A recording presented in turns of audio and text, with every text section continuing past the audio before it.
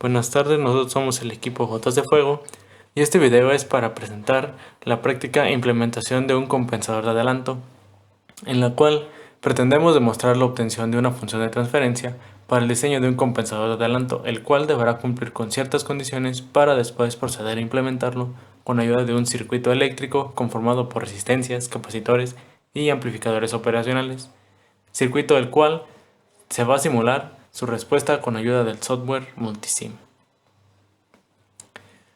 En la metodología que implementamos, primeramente procedimos a obtener la función de transferencia del compensador de adelanto, el cual nos debería proporcionar un ángulo de 47 grados y una ganancia de 9.85 decibeles a una frecuencia de 12 radianes sobre segundo. El análisis matemático lo comenzamos obteniendo el valor de Q y el valor de C.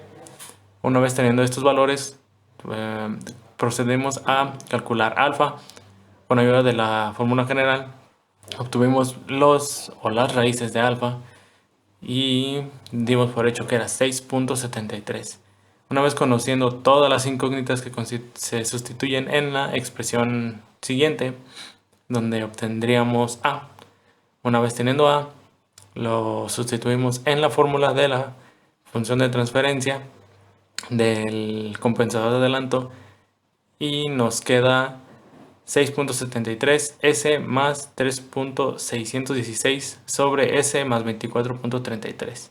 Una vez obtenida esta función de transferencia, procedemos a obtener los valores de resistencia, capacitancia que se implementarán en el circuito con op-amps. Continuando con los cálculos, previamente se calcularon los valores de alfa ya de 6.73 y 3.61, proponiendo un valor de capacitores de 1 y 2 de 100 microfaradios. Aquí cabe mencionar que es más fácil calcular un arreglo de resistencias que de capacitancias. Enseguida calcularemos la resistencia 1, lo cual se utilizó esta forma, y sustituyendo sus valores y despejando R1 se obtuvo un valor de 2.76 kΩ. Enseguida se calculó resistencia 3, que al multiplicar A por alfa se obtuvo un valor de 24.35, y sustituyendo los valores nuevamente se obtuvo una resistencia de 410 ohms. Enseguida se determinó la resistencia 3 y 4, y a su vez en esta parte, sabiendo que el capacitor 1 y capacitor 2 tienen el mismo valor, se hizo un 1, quedando a su vez una resistencia 4 sobre resistencia R, y despejando la resistencia 4 queda igual a 6.73 por R3, y a la resistencia 3 dándole un valor de 500 ohms. Por último, se tiene que la resistencia 4 es de 3.36 kΩ. Enseguida se determina la frecuencia de entrada de la señal. Con los datos obtenidos en esta parte, la frecuencia se despeja y obteniendo 1.9 Hz. Calculando la ganancia de salida del compensador, de igual manera se despeja la ganancia y sustituyendo los 9.85 decibeles nos da una ganancia de 3.1. y enseguida continuaremos con la simulación.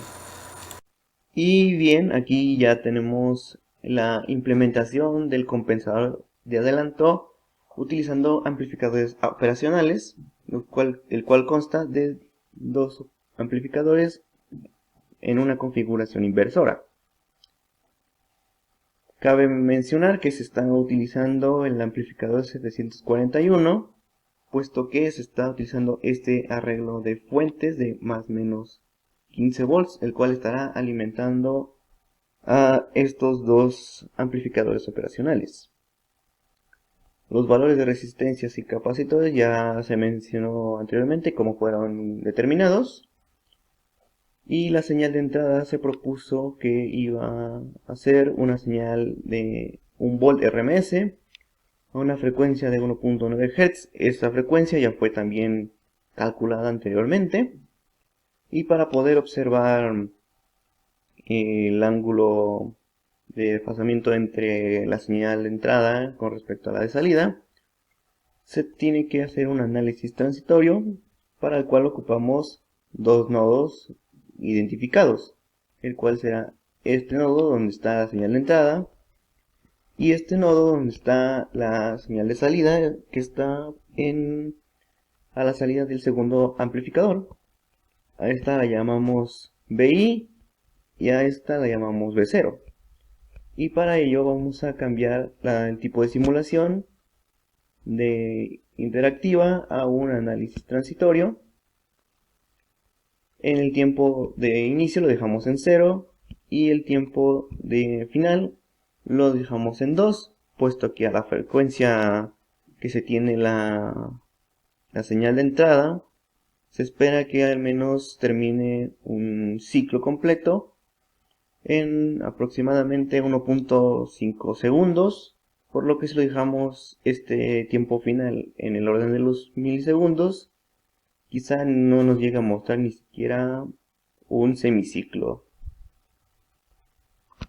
Para la salida, como dije, propusimos dos nodos, el cual es BI y B0. Pues BI se encuentra nuestra señal de entrada y B0 es la señal de salida que se encuentra en la salida del amplificador operacional. Y ya listo, le damos en Run y nos muestra este análisis, en el cual la señal roja viene siendo nuestra señal de entrada y la de color verde es la señal de salida. Por lo que ahora vamos a utilizar nuestros cursores para poder encontrar este ángulo. El primer cursor lo vamos a estar referenciando o posicionando conforme a la primera señal, que es la roja. Vamos a posicionarlo por aquí, donde colisione con el 0 aproximadamente.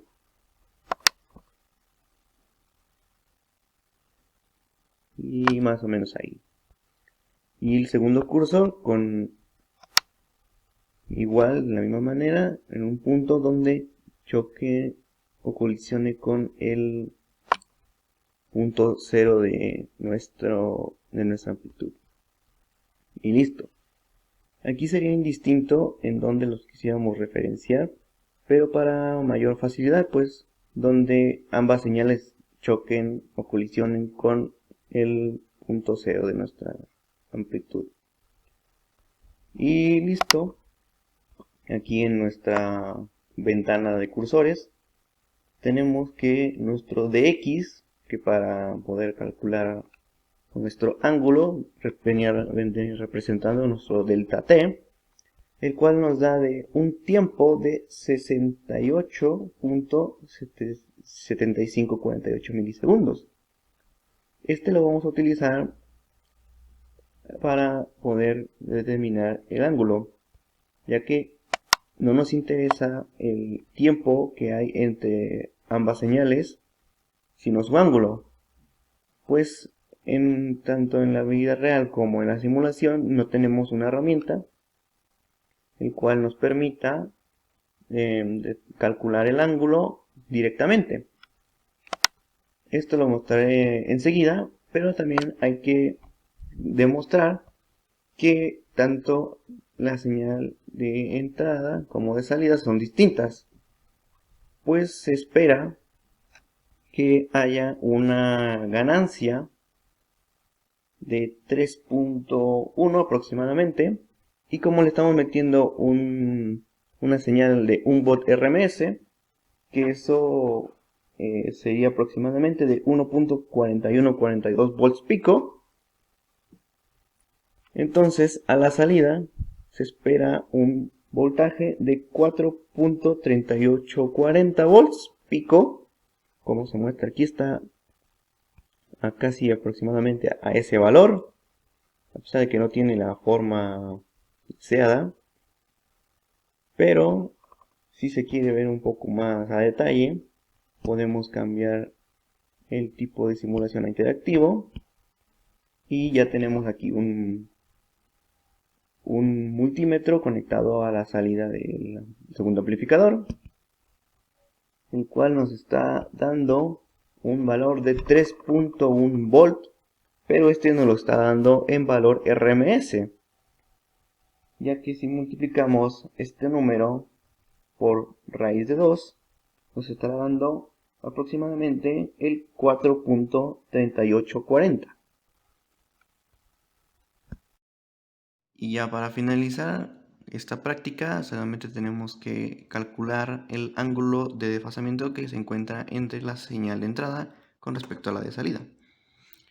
Y para ello vamos a utilizar el dx, que se determinó con los cursores en la simulación, que vendría representando nuestro delta t, que es de 68.7548 milisegundos. Y para calcular el ángulo en grados, ocupamos esta fórmula, para la cual necesitamos la frecuencia natural, que viene siendo WC, que en el problema se nos indica que es de 12 radianes sobre segundo. Delta T, que lo acabamos de calcular, o mejor dicho, de determinar con la simulación. Y 180 sobre pi, que este se encargará de eliminar los radianes para convertirlos a grados. Ya una vez sustituyendo los valores en la ecuación que tenemos, se obtiene que tenemos un ángulo en grados de 47.27 grados. Y en el problema se nos indica que el ángulo entre ambas señales, o el ángulo que generará este compensador de adelanto, va a ser de 47 grados. Por lo que la variación es de 0.27 grados, el cual no es mucha, pero también hay que mencionar que ya en una implementación real no se puede llegar a tener el ángulo correcto, o el ángulo que se nos indica desde un inicio. Así que se puede decir que este compensador está implementado de forma correcta, porque también la ganancia de salida es de 3.1, y como le metimos una señal de 1 volt de RMS, a la salida tenemos un voltaje de 3.1 volt, RMS igual. Ya si lo convertimos a un voltaje pico, se tiene que es un voltaje de 4.38 volts de salida y 1.41 volt pico de entrada, por lo que se concluye que esta implementación está correcta.